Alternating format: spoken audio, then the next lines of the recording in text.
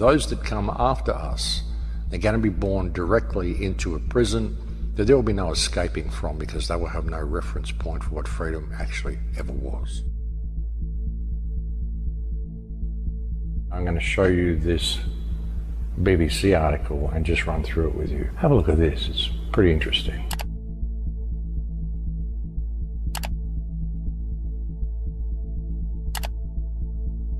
This is the BBC's own website.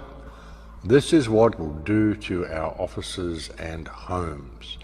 You know, see, a lot of people are talking about the post-future. There is no post-future, folks. It says here, one day it will subside. It could be eradicated.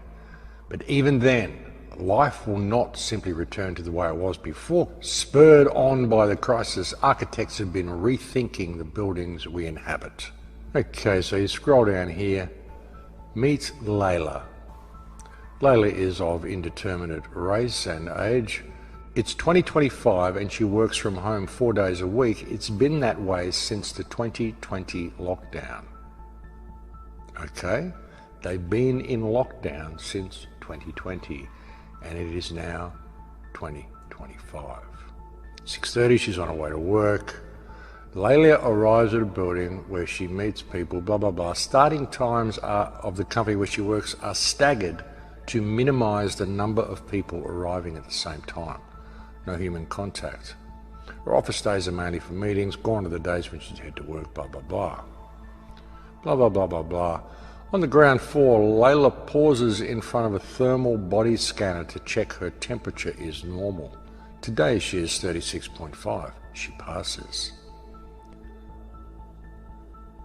A camera used for facial recognition identifies her as a staff member. A security barrier opens. At no point does she touch anything. Layla is on a contactless pathway. The lift to her office on the 4th floor is voice activated. Touchless technology has replaced grubby buttons. The maximum occupancy is 2. Voice acted elevators, folks. If you get locked out through social crediting, once it's all biometric and it's all run like this and it's all touchless, they know everything about you and everything you do and everything you say and everything you think. If you get locked out of the system due to being down on social credit points, your elevator won't even work in your building because it will be voice activated and your voice will be recognized by the elevator as one who does not have access. Soon you'll have voice activated doorways. The smart locks they want to put on your home, soon these will not be digital keypads. Soon these will be biometric, they will be voice activated. And if you're down on credit points, they simply won't open for you. On the 4th floor, she walks down the corridor through the door. Both are wider than before to keep staff further apart and reduce the chances of being transmitted. Of course, that's what they say, no, it's just to keep you further apart.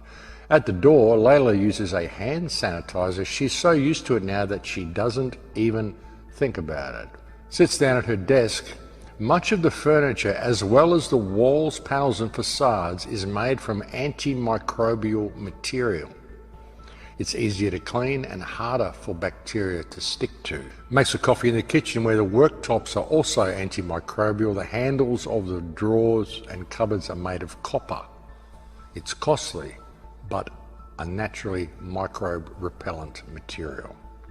The air conditioning uses UV light to kill pathogens. It also reduces the humidity to help prevent germs multiplying, responding to a stream of data from sensors fixed around the building and wearable sensors used by the staff. Proximity meters, folks. Great stuff. Office is completely plain, blah, blah, blah. A whole bunch of propaganda here to let you know how she did with coping with it all. How she's only going to office once a week. Layla moved to the suburbs with a friend after the lockdown in 2020. When the lockdown came, she thought working from home would only last a few weeks and that she'd manage with a laptop on the kitchen table. But when weeks turned into months and months turned into years, she knew she would need a home office. When weeks turned into months and months turned into years. What do you think of your new normal, folks? And you think about it, folks, with voice-activated technology, voice-activated door locks and a social crediting system, they've managed to turn the entire world into a prison, every house into a prison cell that you're only allowed to leave when you're on your best behaviour. You're only allowed to leave when you're behaving the way the government says you must behave. No more freedom, folks. None of that. The entire world is now a prison and every house is now a prison cell. Great plan. Great plan. And the problem is that it is actually working, and it will work if people don't wake up to what is happening. I mean, this is really serious stuff. This is where they want to go with everything, folks. Total isolation, you working from home, no contact with anybody else, totally contactless work, no touching anything, no touching other people.